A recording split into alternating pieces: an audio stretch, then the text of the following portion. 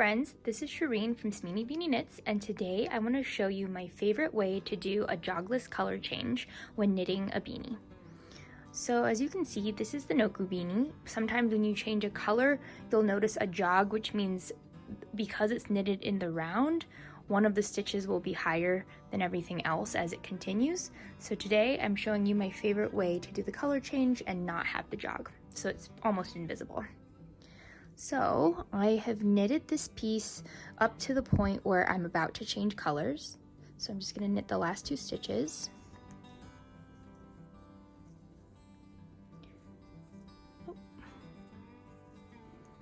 And then I'm going to get my new color. So what I'm going to do next is, of course, move my stitch marker over, and then I'm going to add the new color. So I'm going to insert my needle as if to knit. I'm going to leave a decently sized tail, and I hold the 2 and knit that loop through. So that's as if to knit normally. So then I'm now going to cut a tail from my first color. We're done with that. And then I'm just going to really gently tie these together, and that's just going to help keep this working yarn from getting tugged through. So then I'm just going to tuck them in here for now, and then I'm just going to continue knitting in pattern.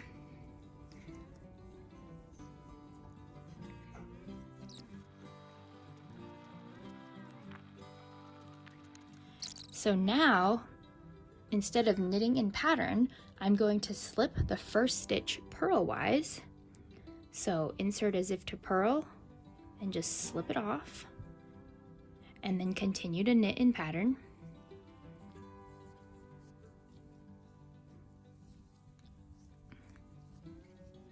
So I'm just going to continue that way and go all the way until the end of whatever this color is. And then at the very end of the beanie, once it's finished, I will untie these ends and weave them in, and I will show you how to do that in the next video.